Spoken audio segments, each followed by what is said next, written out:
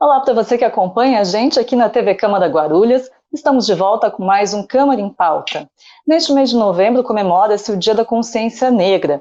E o assunto de hoje vai ser justamente a luta antirracista e políticas de ações afirmativas. E para discutir esse tema, nós temos Kleber Santos Vieira, que é professor e historiador da Unifesp, também presidente da ABPN, que é a Associação Brasileira de Pesquisadores e Pesquisadoras Negros-Negras. É um prazer recebê-lo aqui, professor. Também temos hoje a Flávia de Jesus Costa, que é representante da UNEGRO, União Negras e Negras pela Igualdade, e também representante do Conselho Municipal de Igualdade Racial aqui de Guarulhos. Também é um prazer tê-la com a gente, Flávia. E completando hoje, nós temos também Isadora Brandão da Silva, que é defensora pública estadual e coordenadora do Núcleo Especializado de Defesa da Diversidade e Igualdade Racial, da Defensoria do Estado aqui de São Paulo. Também é um prazer tê-la com a gente, Isadora. Olá a todas e todos, o prazer é todo meu. Obrigada pelo convite.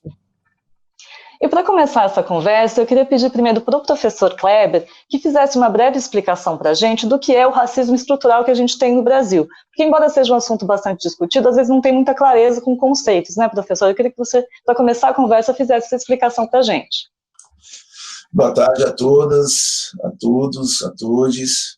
É um prazer estar aqui na TV Câmara Guarulhos, participando desse debate, um tema tão importante, tema que não é apenas um tema de estudo, mas um tema que nós encaramos no dia a dia, um tema da vida, né, de nossas vidas negras e que enfrentamos diariamente, né. Então, falar de racismo é sempre importante. Acho que o primeiro ponto importante, né, para se pautar a questão das ações afirmativas e o combate ao racismo é exatamente romper o silêncio, né, romper o silêncio e conversar sobre, falar sobre, buscar soluções e políticas públicas de combate ao racismo. Bom, o episódio mais importante da história do Brasil é a escravidão. Indo diretamente aí à pergunta que foi formulada sobre o racismo estrutural, nós temos um capítulo da história, o mais importante capítulo da história é o período da escravidão. Entender a sociedade brasileira hoje, entender as relações sociais racializadas que pautam o funcionamento da sociedade brasileira hoje, em todas as suas instâncias, antes de tudo, pensar a escravidão, né, e suas heranças, seus legados muito negativos para a sociedade como um todo. Então, digamos que a escravidão ela estruturou a sociedade brasileira com o racismo, e esse racismo nós temos que pensar que ele designa posições sociais, ele transforma diferenças em hierarquias, ele faz com que as pessoas olhem umas para as outras e automaticamente designe ou não a ocupação de espaços por essas pessoas. Então, nós falamos que o racismo é estrutural porque ele estrutura não apenas comportamentos, mas também todas as instâncias da sociedade, incluindo as instâncias econômicas, as instâncias políticas, as instâncias culturais, né? Então, estrutura a maneira de funcionamento da sociedade como um todo. Muitas vezes as pessoas olham para um professor, chegam numa agência bancária e estranham o fato de ser um professor, ser uma professora negra, de ser um gerente, ser uma gerente negra, negro, né? Isso é o simples fato de olhar de maneira diferente, de estranhar essa posição que as pessoas ocupam pela cor da pele.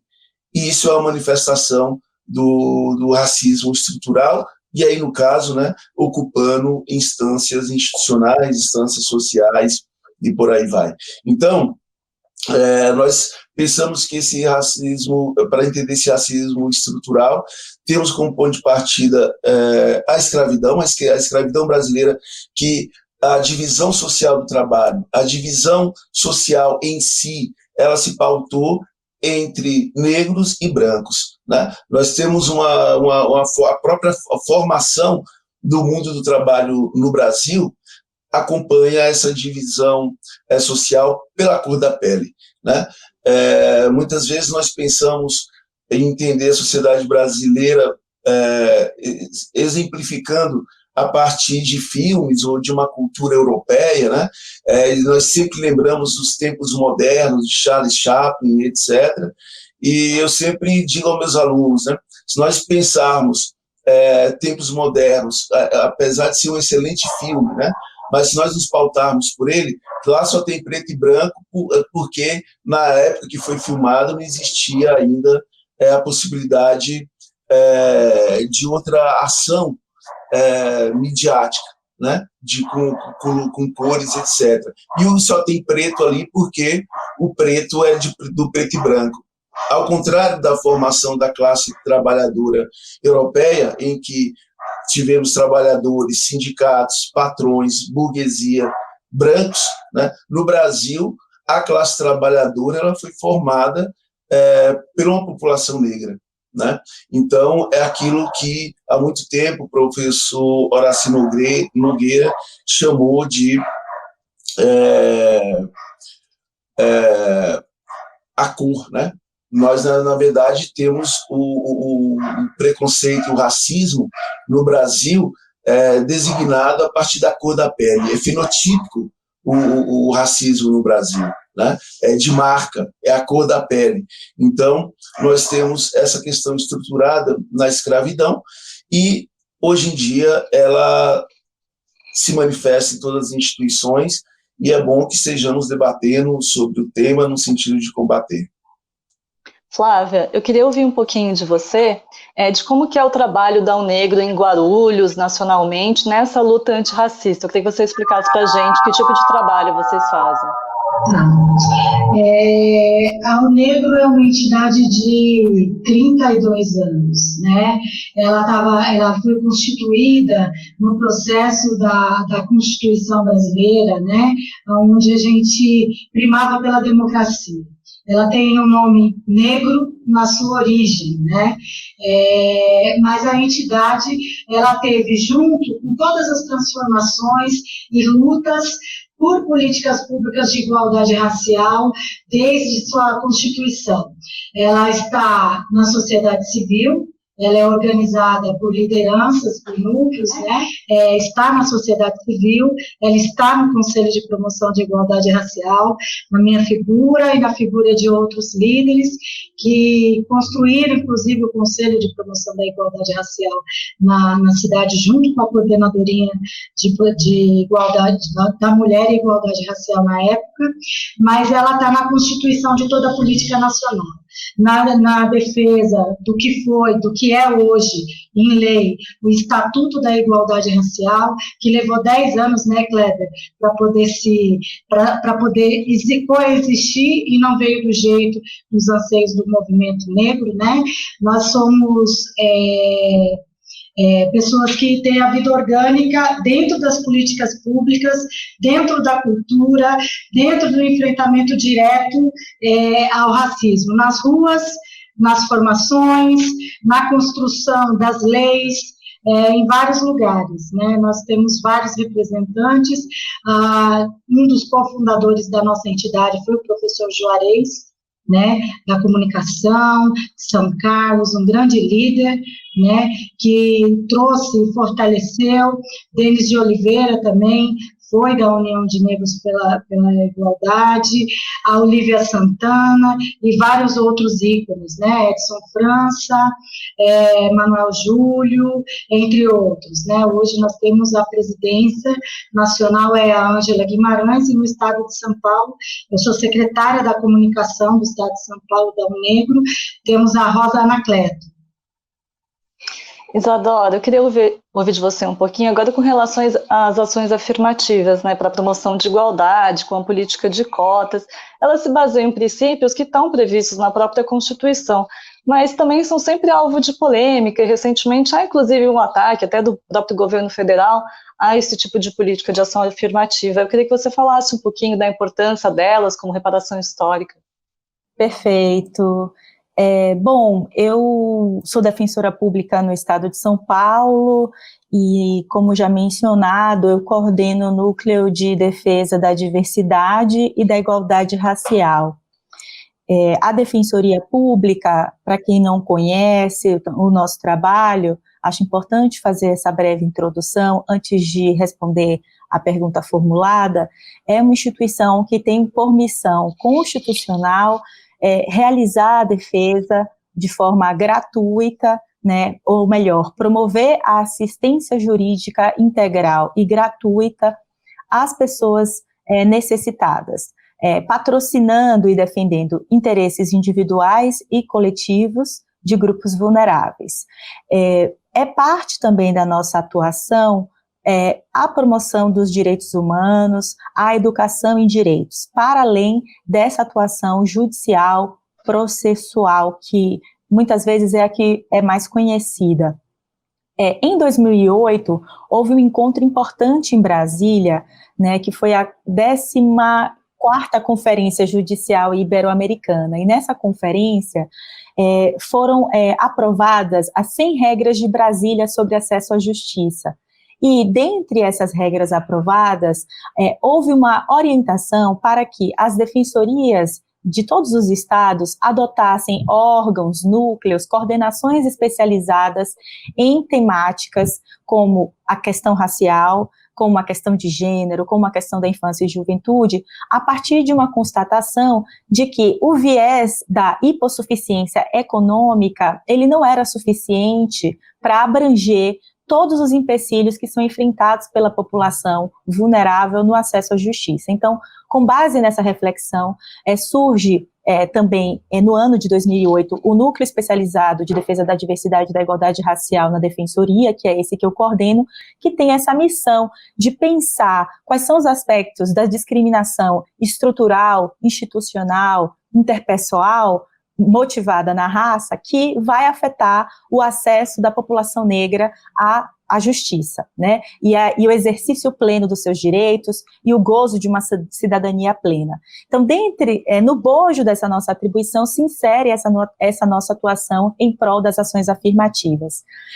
Eu venho dizendo que nessa temática das ações afirmativas, se há alguma controvérsia, ela está localizada no campo político, porque no campo jurídico não existe qualquer controvérsia a respeito da legalidade, da constitucionalidade e da conformidade das ações afirmativas com os tratados internacionais de que o Brasil é parte. Em 69, o Estado brasileiro, aderiu à Convenção para a Eliminação de Discriminação Racial da ONU, que prevê já a adoção de ações afirmativas como um mecanismo de reparação, de justiça distributiva, como um mecanismo de combate à discriminação racial, né? Para além disso, nós temos o Estatuto da Igualdade Racial, que já aqui foi mencionado pela Flávia, que é uma importante conquista dos movimentos sociais negros e que prevê também a adoção pelo Estado e também pela iniciativa privada de ações afirmativas nos diversos âmbitos da vida social, no mercado de trabalho, no acesso à educação, em outras esferas. Nós temos, para além desses tratados internacionais, para além do dever que a Constituição estabelece de construção de uma sociedade justa, solidária e de redução das desigualdades sociais, e aqui estão inseridas as desigualdades raciais, né, evidentemente, por todo esse histórico de racismo estrutural que o professor Kleber recuperou, né, e nós temos, como eu já disse, o Estatuto da Igualdade Racial, que é uma legislação infraconstitucional que também obriga o poder público e a iniciativa privada a adotar ações afirmativas. Então, as ações afirmativas têm um amparo legal em conteste, e sólido, e robusto. E, além disso, elas têm sido também objeto de discussão já há alguns anos no âmbito do Poder Judiciário. E foram reconhecidas, constitucionalmente reconhecidas, né, ou melhor, tiveram a sua constitucionalidade reconhecida pelo Supremo Tribunal Federal em mais de uma ocasião. Então, eu cito aqui 2 casos emblemáticos.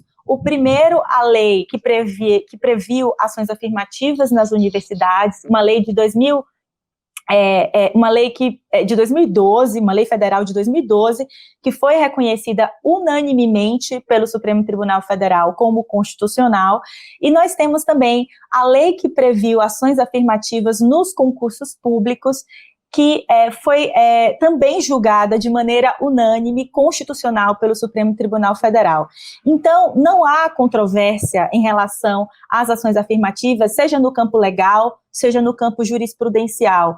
A polêmica que se dá é a polêmica no campo da política, né, que tem a ver com, de fato, a resistência, que grupos, né, que historicamente se beneficiaram das injustiças estruturais, né, impostas pelo racismo, têm em relação a essas medidas que visam, de fato, promover não apenas a reparação histórica, que foi aqui mencionada, relacionada a esse legado da escravidão, mas também combater o racismo enquanto uma dinâmica contemporânea que produz desigualdades no acesso às oportunidades, né? Então é importante a gente pensar que o racismo, ele não é apenas um legado da escravidão.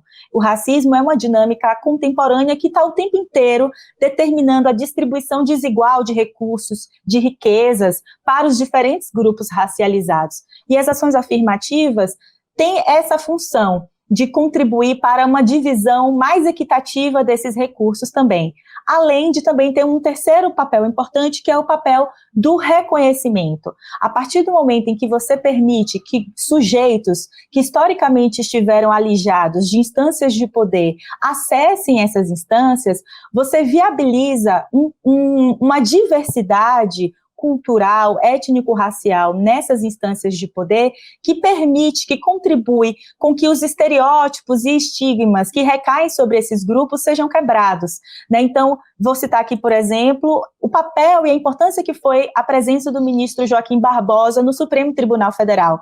Ele não acedeu ao STF por ações afirmativas, mas a gente pode pensar qual o impacto para a população negra positivo, né, que foi ter uma figura, né, que foi ter um homem negro ocupando a Corte Constitucional, a mais alta corte do país, e o impacto também para os seus colegas brancos de profissão, que puderam ali constatar toda a capacidade, né, que aquele sujeito negro tinha para ocupar aquela instância. Então, eu costumo dizer que as ações afirmativas têm essa tripla função: a reparação histórica, a de redistribuição, a de combate ao que o ministro Joaquim Barbosa chamou de ciclo repetido de desvantagens competitivas, e também tem essa função de promover o reconhecimento, né?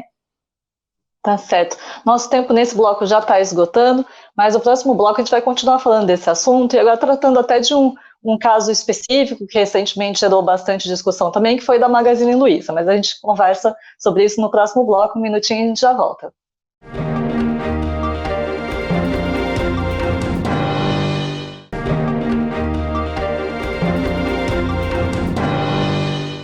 Voltamos com o Câmara em Pauta, hoje discutindo a luta antirracista e também políticas de ações afirmativas. Para isso, recebendo o Kleber Vieira, que é professor e historiador da Unifesp, a Flávia de Jesus Costa, que é representante da Unnegro, e também a Isadora Brandão da Silva, que é defensora pública do Estado de São Paulo.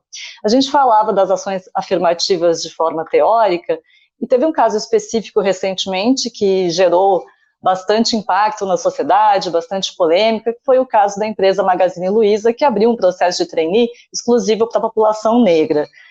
Isso acabou tendo algum impacto negativo na população branca, inclusive teve até um defensor público que entrou com uma ação judicial. Eu vou deixar para a Isadora comentar essa questão também, que deu uma controvérsia grande dentro da própria defensoria, mas eu queria ouvir até do professor Kleber primeiro, professor, com relação a esse impacto todo que teve a atitude da empresa Magazine Luiza de abrir um trainee exclusivo para a população negra. Bom, esse é um assunto importante, deu uma repercussão grande na mídia, na sociedade como um todo, né? E apesar de ter ganhado essa notoriedade toda a partir da iniciativa da empresa Magazine Luiza, é importante lembrar que existem já ações bastante significativas nesse campo, né, da promoção da igualdade racial no mercado de trabalho. Nós, da Associação Brasileira de Pesquisadoras e Pesquisadores Negras e Negros, participamos do Fórum de Combate ao Racismo no Mercado de Trabalho. Esse fórum ele é organizado e coordenado pelo Ministério Público do Trabalho, na pessoa da doutora Valdirene Assis, né?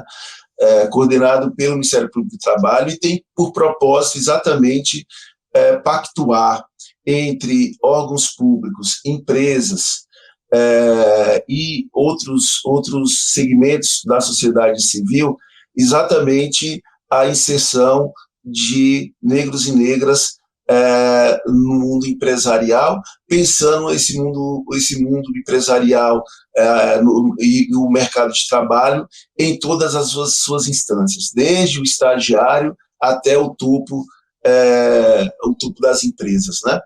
Nós temos, assim, ao longo desse mais de 2 anos de fórum, temos recebido empresas multinacionais importantes, né, como a Bayer, bancos, agências bancárias internacionais, que têm relatado para nós, né, de que maneira essa preocupação com a igualdade racial, essa preocupação com as ações afirmativas, qualifica a empresa no sentido de que consolida a diversidade no interior, não apenas das funções, digamos que menos valorizadas, mas na estrutura das empresas como tudo, né?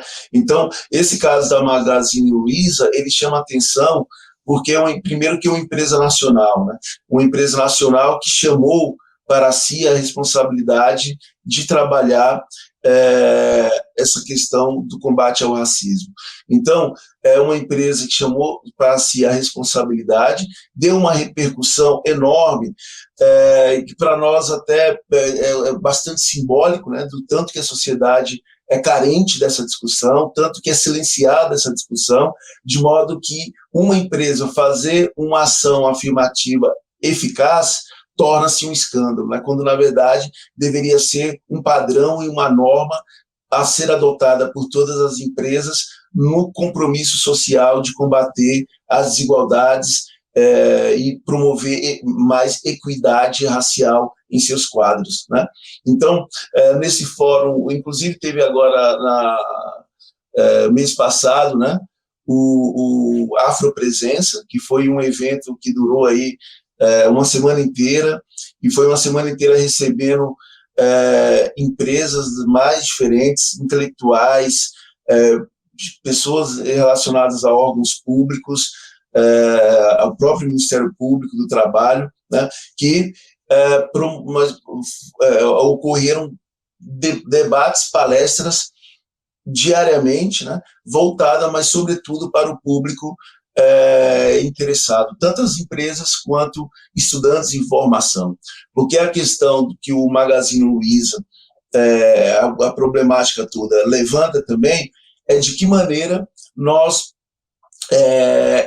concatenamos as políticas públicas de ações afirmativas. Falamos muito de cotas raciais nas universidades. Ao mesmo tempo, nós temos um quadro que foi publicado pelo próprios dados governamentais semana passada.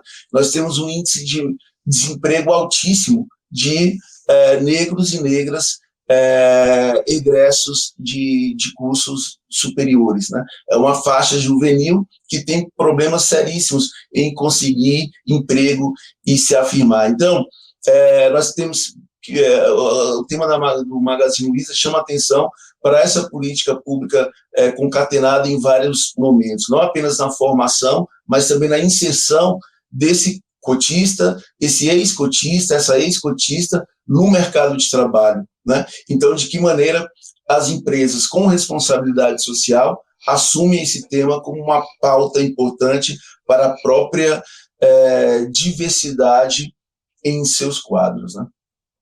Flávia, o seu áudio está precisando. Desliguei. Eu queria só chamar a atenção, fazer um remember da cidade de Guarulhos, que é onde eu estou, né?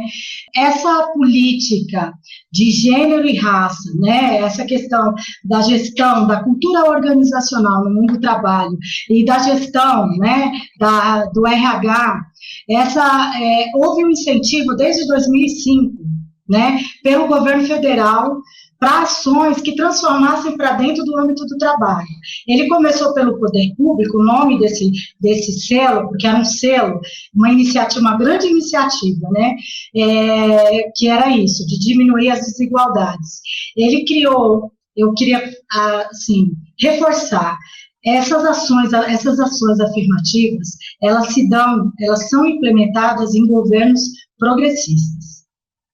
Quando nós temos governos progressistas, nós temos pessoas à frente que pensam em política pública, nós temos uma mudança comportamental, né? E essa mudança comportamental, por exemplo, se fosse nessa época, de 2005 até 2012, 2014, não tinha tido esse reflexo todo que teve a questão dos trainees da Magazine Luiza, que veio no bojo, só para dar a estrutura, né, da discussão, da inserção de negros e negras no âmbito do trabalho, desde esse processo do programa Pró-Equidade de Gênero e Raça. Certo? Ele começa como Pró-Equidade de Gênero em Guarulhos, é abraçado em 2005, e depois em 2009 passa a ser Pró-Equidade de Gênero e Raça, no período da então ministra Luísa Bairros. Eu queria colocar isso porque a partir daí criou-se uma tríade entre poder público, sociedade civil, as pessoas que querem aderir, que estão no mundo do trabalho, e as empresas privadas. A partir disso, começou a se constituir novos valores para dentro da empresa, que são as políticas afirmativas, né?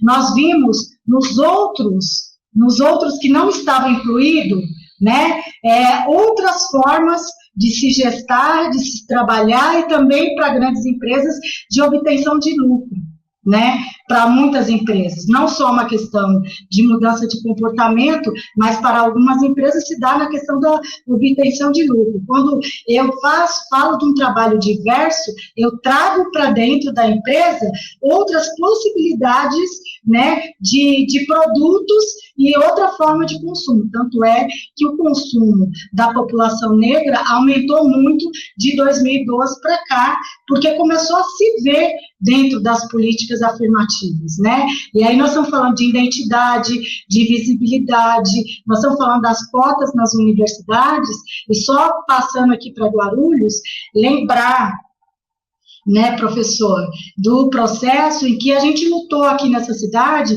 por cotas no serviço público. Tiveram várias audiências na Câmara, inclusive, eu acredito, a TV Câmara tem alguns registros disso, porque nos acompanhou, estava com a gente, e eu era presidente do conselho na época, né? Então, a nossa grande bandeira era cotas no serviço público. Mas aí é isso, né? Nós temos aqui a Magazine Luiza, que entra dentro desse processo, e o Ministério Público do Trabalho, e vários setores e órgãos, reconhece a década do afrodescendentes, instituídas em 2015, então nós estamos falando de justiça, desenvolvimento,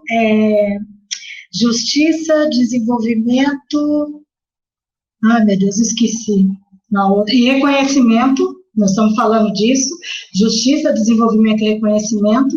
As empresas começam a trabalhar, apesar de, a partir de 2016, a gente ter um sucateamento das políticas públicas todas, de ação afirmativa, de igualdade racial, de direitos humanos, a partir daí, um declínio dessas políticas públicas, mas as empresas começam a trabalhar nessa perspectiva, e aí a gente começa agora, em 2020, sobre uma nova ótica de gestão, ter um grande reflexo, que é, lá nos Estados Unidos, o George Floyd queria respirar, mas aqui nós tivemos uma mulher que estava debaixo da bota um segurança, de um policial, que ela também queria respirar.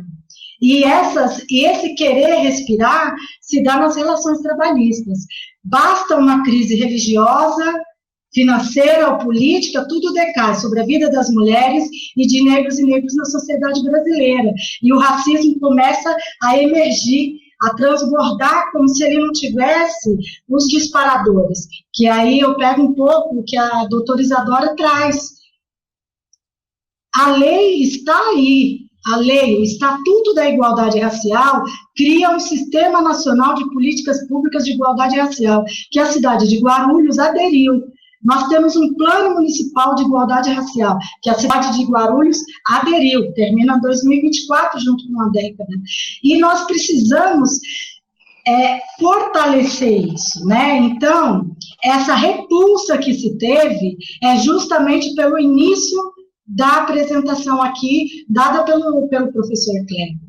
É por uma questão do racismo estrutural, mas do racismo institucional, porque não basta ser mulher, não basta ser negro, mas nós temos sim que ter o reconhecimento da valorização dessas políticas de ação afirmativa para uma sociedade democrática, de uma menina que não pode morrer, que é a menina chamada democracia para o país, de um Estado laico e de um Estado que lute pela liberdade de expressão.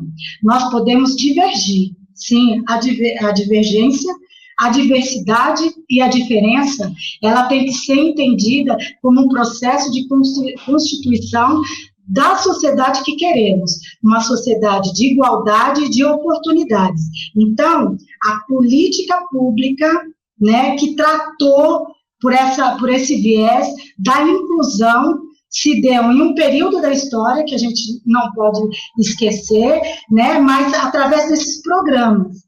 Tem a diversidade de trabalho, tem o do Ministério Público do Trabalho, né, mas a gente precisa recordar qual foi a origem. E aí eu vou falar aqui sobre um momento histórico para o mundo inteiro, um acordo da luta antirracista, que depois de lá veio a década, que depois de lá veio o ano do afrodescendentes, que é a Declaração Internacional de Durban.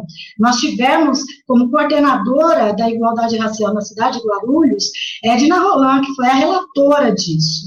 E nunca tivemos tanta expressão no acordo com inúmeros países para falar, sim, nós reconhecemos que teve a escravidão, sim, nós reconhecemos nos parágrafos da Declaração de Durban que precisamos fazer a reparação, e essa reparação, Magazine Luiza, dentro da sua gestora, que eu queria aqui falar também uma coisa, tem uma relação de gênero por trás disso, né?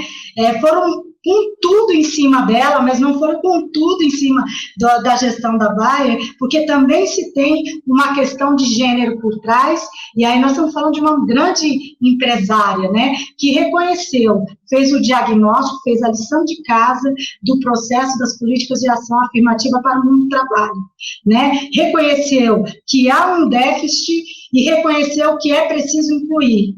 Né? A partir disso, nós temos uma nova discussão, ou melhor, não é nova, mas nós temos a discussão, que o movimento social, a qual eu faço parte, dentro dos seus controladores sociais, que são os conselhos, nas ruas, estão lutando, porque vidas negras importam, sim, todos os negros e negras querem respirar, e as mulheres, principalmente as mulheres negras, querem viver.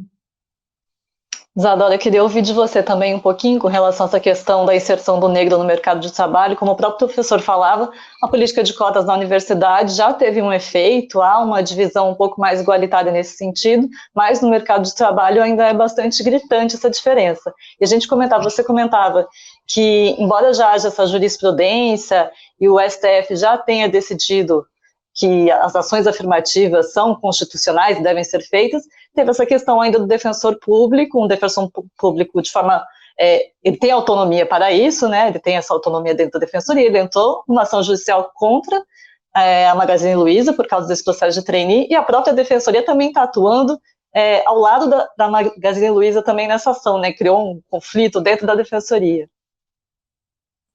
Perfeito. Essa atuação desse defensor público federal, eu acho importante salientar, né, de início, que ela não representa o posicionamento institucional, nem da Defensoria Pública da União, nem das defensorias públicas, tampouco das defensorias públicas dos estados, né.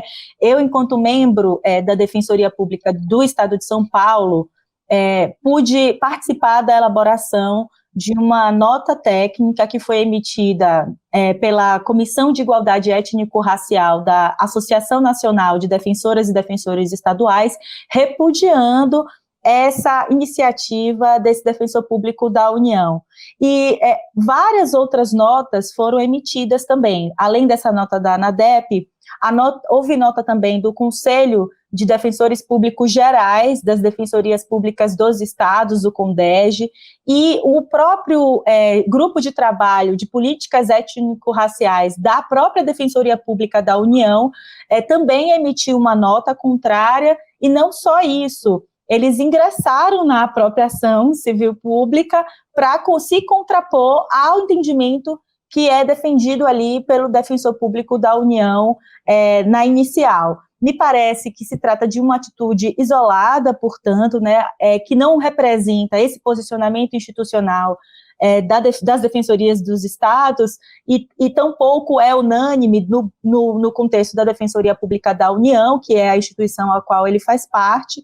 E a minha leitura, e que diversos colegas compartilham, é de que houve um uso indevido, deturpado, né, da instituição e das prerrogativas que a instituição confere para realizar assistência jurídica integral e gratuita aos vulneráveis, para patrocínio de interesses particulares ou de grupos que não aceitam, né, as ações afirmativas, de grupos que não estão dispostos a reconhecer os privilégios estruturais que eles possuem, quer queiram, quer não, em decorrência de uma estrutura social racialmente estratificada, né? Então, inclusive, várias representações foram feitas perante a Corregedoria da Defensoria Pública da União, que é o órgão correcional, né, para avaliar se, de fato, a prerrogativa da autonomia funcional acobertaria esse tipo de iniciativa, porque é muito importante falar e para a população que a autonomia funcional não é uma prerrogativa do defensor para que ele faça o que ele quiser e bem entender. A autonomia funcional é uma decorrência da autonomia funcional, a autonomia funcional do defensor é um desdobramento da autonomia funcional da defensoria. E por que a defensoria tem que ter autonomia funcional? Para que ela possa exercer com independência e de maneira intransigente a defesa dos grupos vulneráveis, para que ela possa atuar na defesa dos grupos necessitados livre de ingerências de caráter político, né? Então, a autonomia da defensoria é um instrumento de defesa dos necessitados e tem que ser exercida para garantir a defesa dos direitos dos grupos mais vulneráveis e, inclusive, da população negra. Então, a minha leitura é de que é uma atuação bastante equivocada. Tenho dúvidas se, de fato, a autonomia funcional, essa prerrogativa da autonomia funcional daria a possibilidade dele ingressar com essa ação, e acredito e espero que a Corregedoria da Defensoria Pública da União analise essa questão, mas me parece que, de fato, foi um uso equivocado dessa prerrogativa, contrariamente à missão institucional e constitucional da Defensoria, né? E aí eu queria comentar também que a argumentação de que o defensor se utiliza, ela, do ponto de vista jurídico, ela é extremamente frágil, né? Primeiro porque ele alega que o programa de contratação de trainees da Magazine não seria ação afirmativa.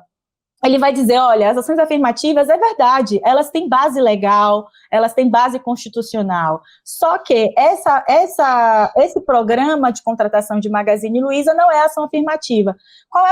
Qual é o raciocínio dele para afirmar isso?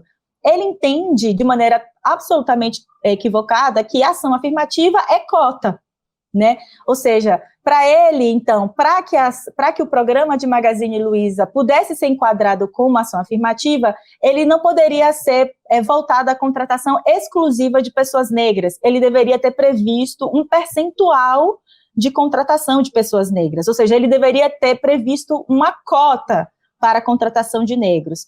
Ocorre que esse raciocínio é totalmente equivocado. A ação afirmativa é um gênero amplo, né, do qual as cotas são uma espécie, né? Então, é possível fazer ação afirmativa através de diversas medidas. Não é porque você não adota ação afirmativa através de um sistema de reserva de vagas que aquilo não é ação afirmativa. Não tem definição, a definição legal, convencional de ação afirmativa, ela é muito mais ampla.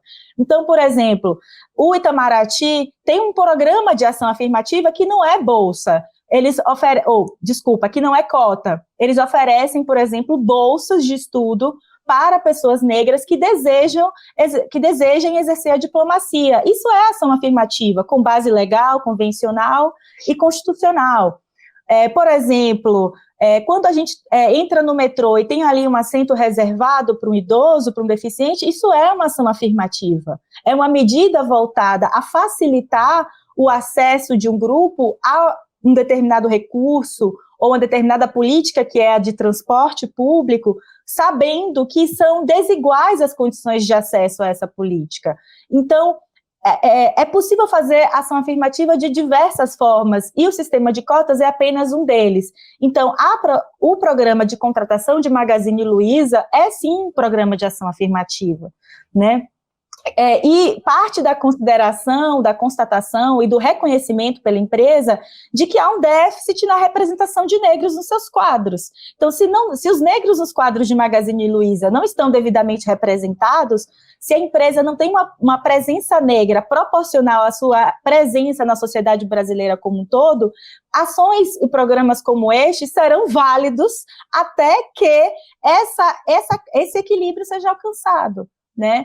Então, eu acho que esse é um ponto importante. Um outro ponto da ação, que é também absolutamente equivocado, é o de achar que haveria, que a adoção de ação afirmativa, né, por meio desse programa de contratação exclusiva para negros, significaria discriminação contra brancos, né, contra trabalhadores brancos que poderiam também almejar essas vagas. Por que isso está equivocado? Por 2 pontos.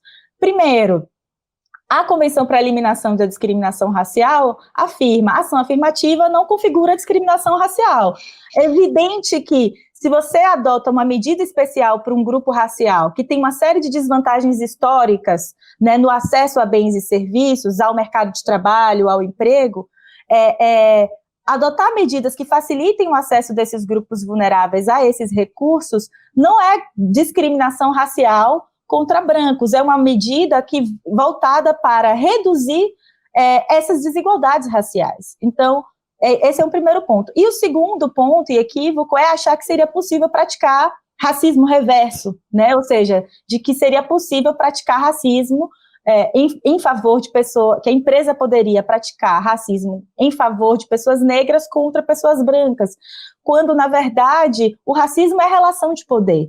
E não existe, a população negra não desfruta do poder econômico, político, social, que seria necessário para subalternizar o grupo racial, o grupo social dos brancos, né? Então, assim, é impossível a população negra praticar racismo contra pessoas brancas. Não existe racismo reverso, porque nós não desfrutamos da posição social privilegiada de acesso aos poderes, ao legislativo, ao executivo, ao sistema de justiça, às grandes empresas. Nós estamos alijados dessas estruturas que seriam necessárias para produzir de maneira sistêmica a subalternização de pessoas brancas. Então, não existe racismo reverso, nem sociologicamente, e também nem juridicamente. E, em segundo lugar, como eu disse, a ação afirmativa não caracteriza a discriminação racial. É uma medida, muito pelo contrário, voltada a reduzir os impactos da discriminação racial, né? A gente está estourando o tempo, então vou fazer de novo um pequeno intervalo e na volta a gente continua discutindo essas questões, tá bom? Daqui a pouquinho a gente volta.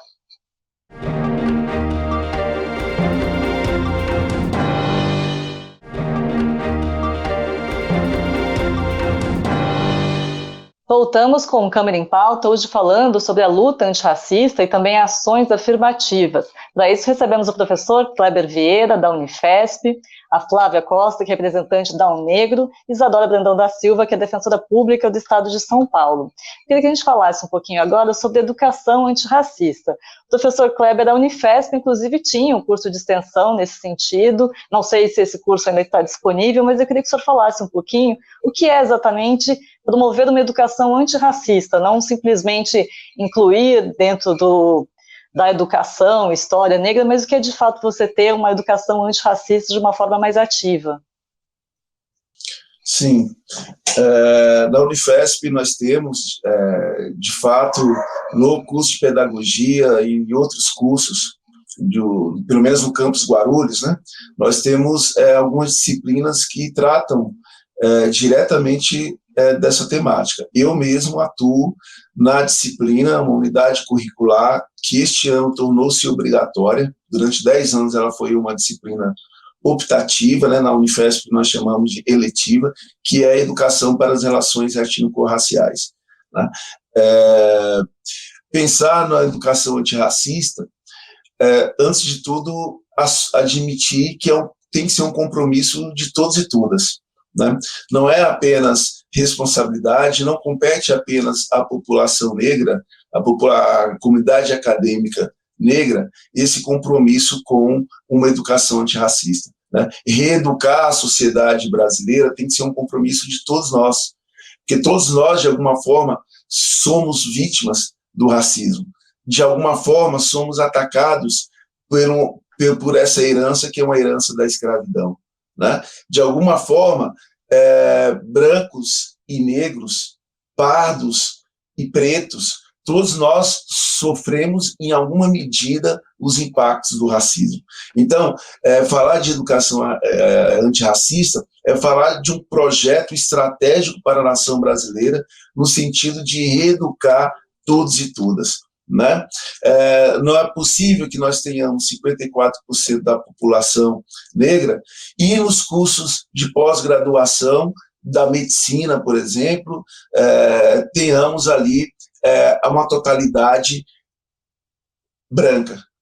É o que nós chamamos de confinamento, né? O professor José Jorge Carvalho chamou de confinamento racial do mundo acadêmico. Né? Isto é, vai ocorrendo um afunilamento, né? E as pessoas negras vão sendo jogadas para fora do sistema de ensino. Então, acho que o primeiro ponto a destacar na educação antirracista é que ela tem que ser um compromisso de todos e todas. E quando nós falamos de todas e todas, não apenas das pessoas, mas também das instituições.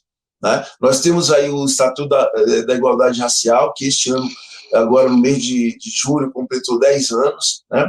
Mas temos uma outra legislação, que é a nossa legislação maior na educação, que é a Lei de Diretrizes de Base da Educação Nacional, a LDB, que em 2003 foi alterada pela Lei 10.639 e em 2008 foi alterada também pela Lei 11.645. Essas duas leis elas alteraram a LDB, o seu artigo 26A, sobretudo, incluindo a obrigatoriedade do ensino de história e cultura afro-brasileira e africana nas escolas, em todo o sistema de ensino.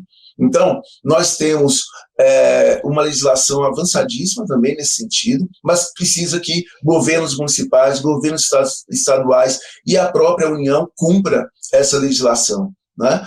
Nós temos, inclusive, um plano nacional de implementação das diretrizes para a educação das relações étnico-raciais e a obrigatoriedade do ensino de história e cultura afro-brasileira e africana. Nós temos um plano muitíssimo interessante, muitíssimo completo, que atribui ali responsabilidades para todos os entes da federação, municípios, universidades, escolas, diretor de escola, conselhos municipais, os núcleos de estudos afro-brasileiros, né?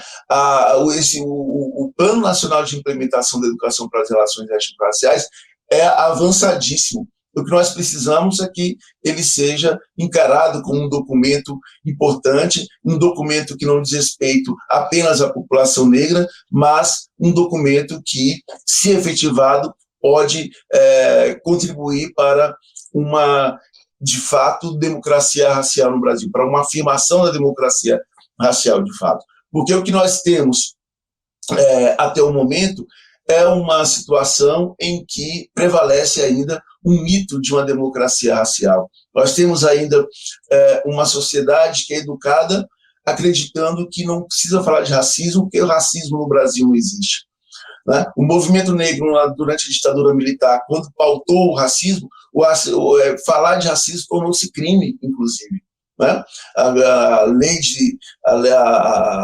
lei, decreto-lei de 1969, né? Que é a Lei de Segurança Nacional, atribuía, condenava com prisão de 3 anos aqueles e aquelas que debatessem sobre a questão racial. Exatamente porque isso, na visão dos ditadores, contrariava essa cultura nacional que não é racista. Né? Então, nós somos educados para acreditar que não existe racismo no Brasil. Nós somos formados nas escolas acreditando que nessa união de pretos, índios e brancos numa harmonia social. E o que está errado? O que existe de maneira muito forte na sociedade brasileira é o racismo. Então, educar para as relações raciais, desde a primeira infância até a pós-graduação, deve ser um compromisso de todos e todas que pensam numa sociedade mais igualitária do ponto de vista racial. Isadora, eu queria ouvir você um pouquinho. Perfeito, né? O professor Kleber traz aqui, né, quais são os paradigmas, esses 2 paradigmas legais que nós temos a respeito desse tema, né? A Lei 10.639 de 2003 e a 11.645 de 2008, que alteram a Lei de Diretrizes e Bases da Educação para prever a obrigatoriedade, né, na rede pública de ensino, do ensino sobre história afro-brasileira, história da África, né, e também indígena.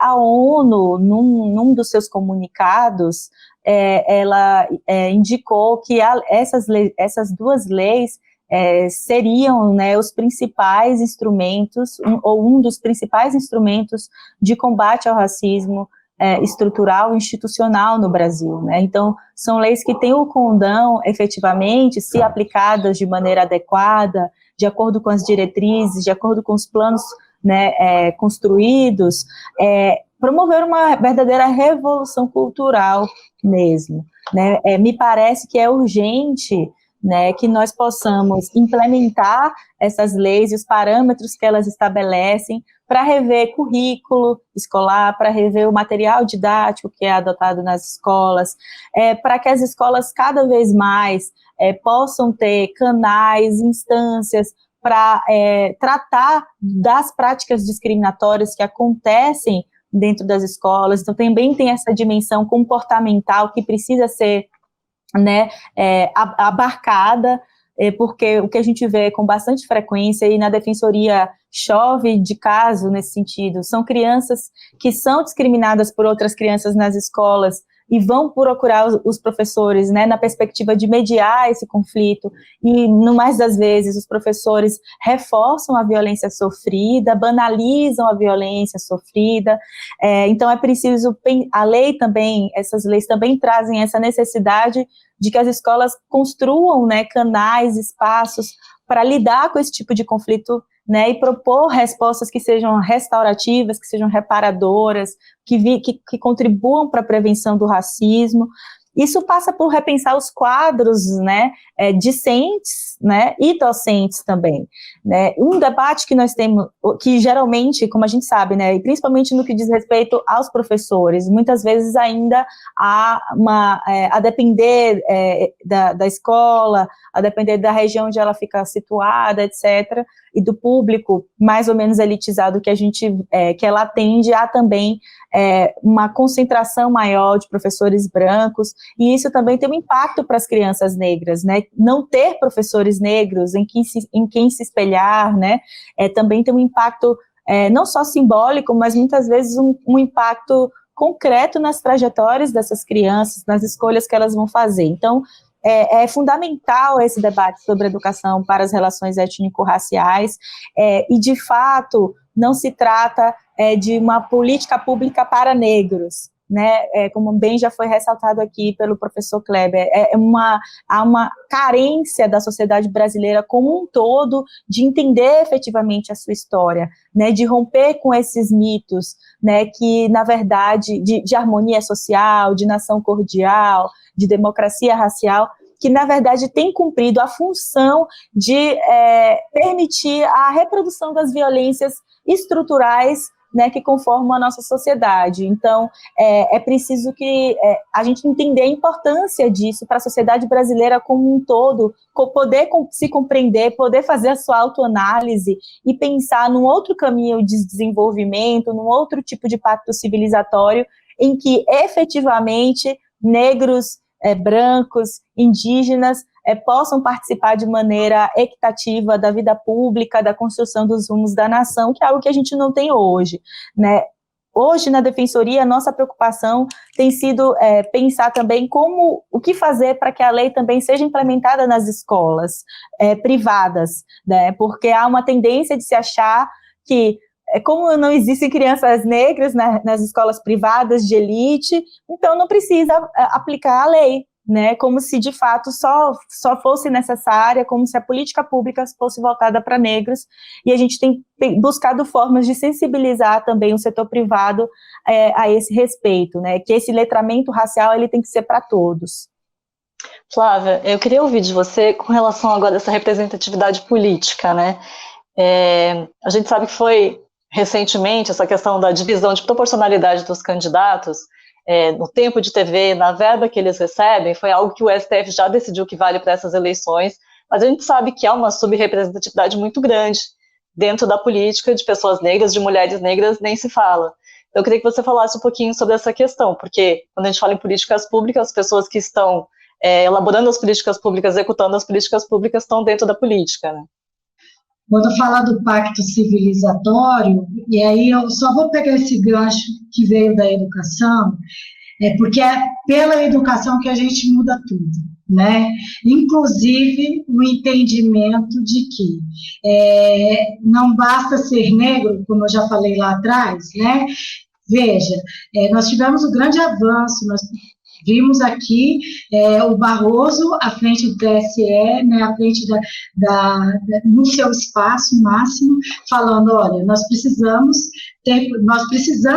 entender o que é esse pacto civilizatório, nós precisamos reconhecer a potência que né, a gente ter 54% da nação autodeclarada, pardos e pretos, população negra.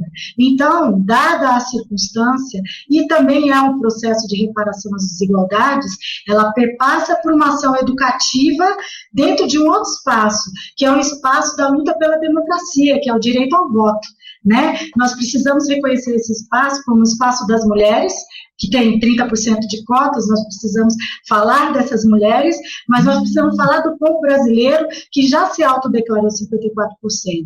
Então, nós temos um grande avanço, que é a cotas, mas veja, nas últimas eleições, nós não passamos, enquanto população negra, por exemplo, na Câmara Federal, de 3% de representatividade, entre 3% e 5%. Como mulheres, 12%, numa média entre Câmara Federal e Senado. Nós aumentamos na Assembleia Legislativa. Sim, nós aumentamos na Assembleia Legislativa.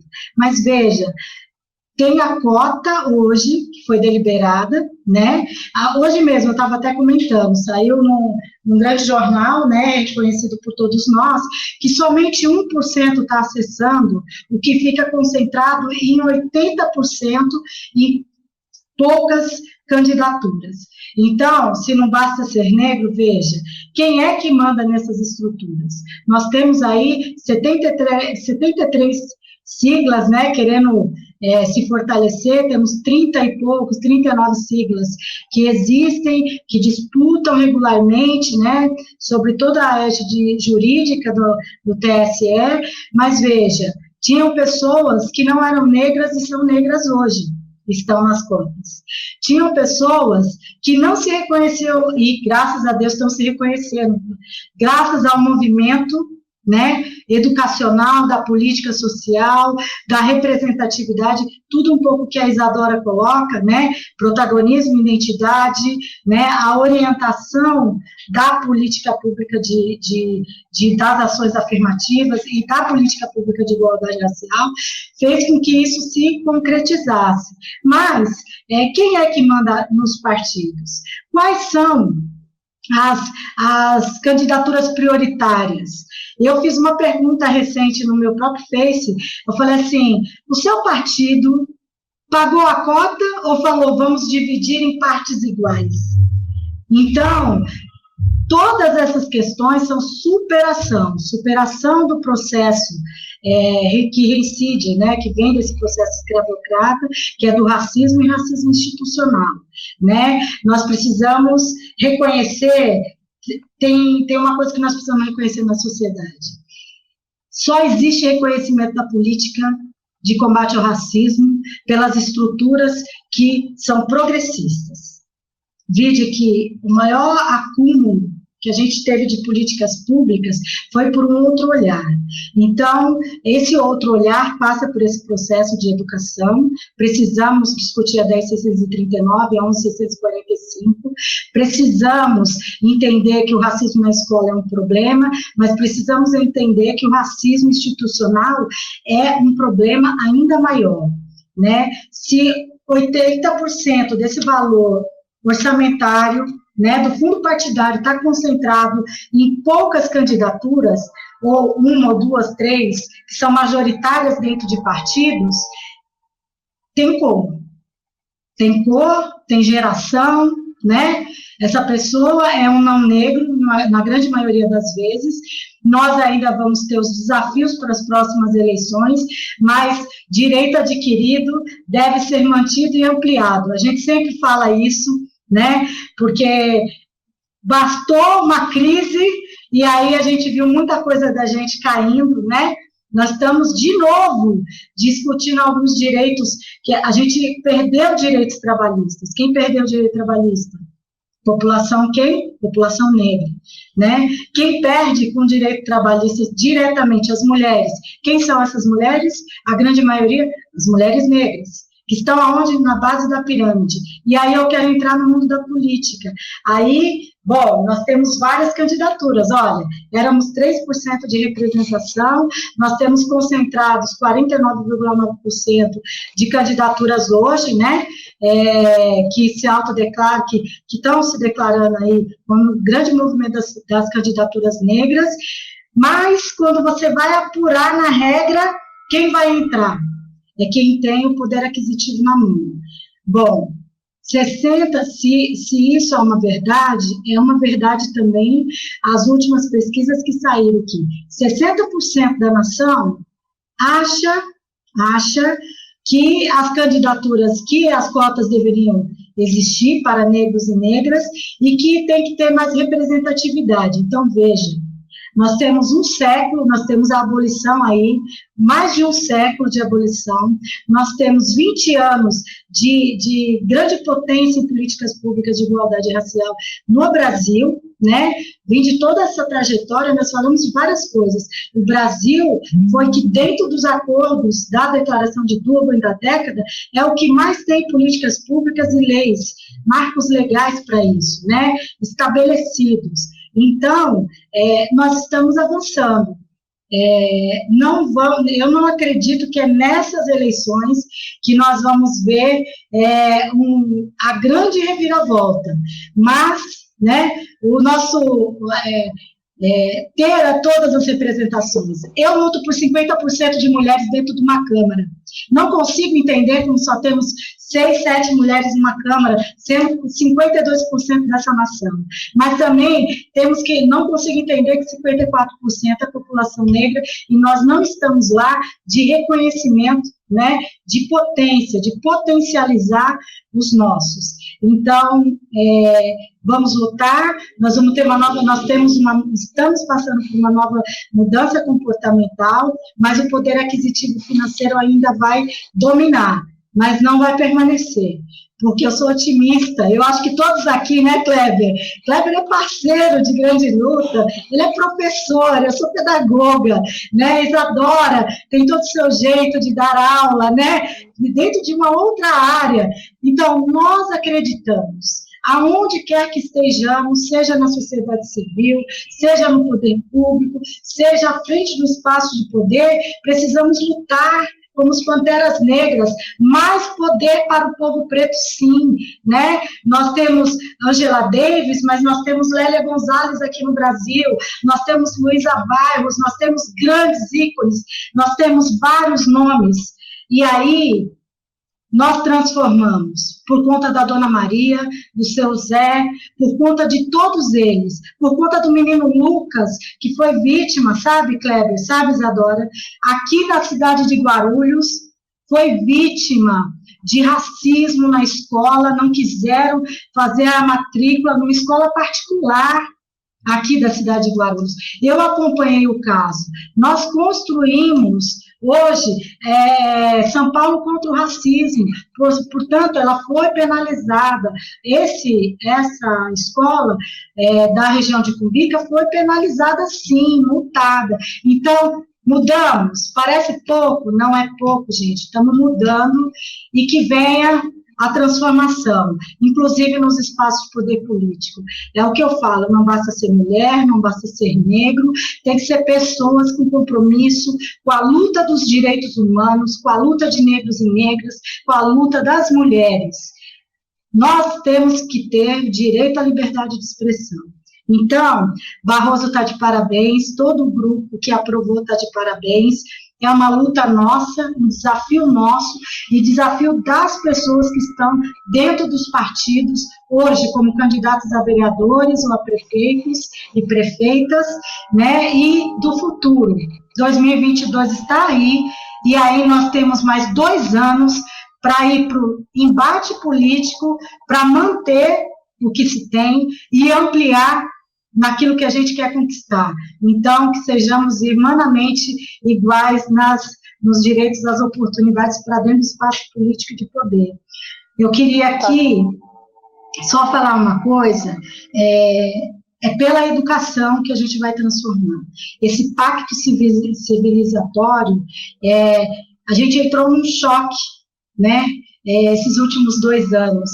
Nós nunca vimos tantos horrores na quebra dos direitos, mas principalmente do direito de negras e negros, de mulheres que estão no maior índice de feminicídio, estão morrendo dentro das suas casas por conta da pandemia, mas de um grupo que poucos falam, mas que a gente precisa trazer aqui, que são dos indígenas, porque na cidade de Guarulhos tem indígenas, porque na cidade de Guarulhos tem ciganos, porque na cidade de Guarulhos tem pretos e pretas, tem pessoas das religiões de matriz africana que sofreram nessa última gestão, sendo alijadas do processo da construção democrática da política pública de igualdade racial.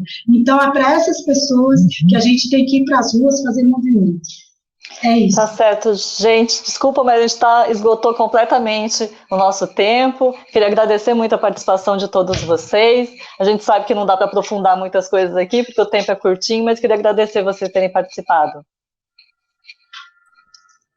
Tá certo. Obrigada. Obrigada. Muito obrigado. Gratidão. Obrigada. A gente vai encerrando, então, esse Câmara em Pauta, que discutiu hoje a luta antirracista. Muito obrigada pela sua audiência em casa. A gente se vê no próximo programa. Até lá.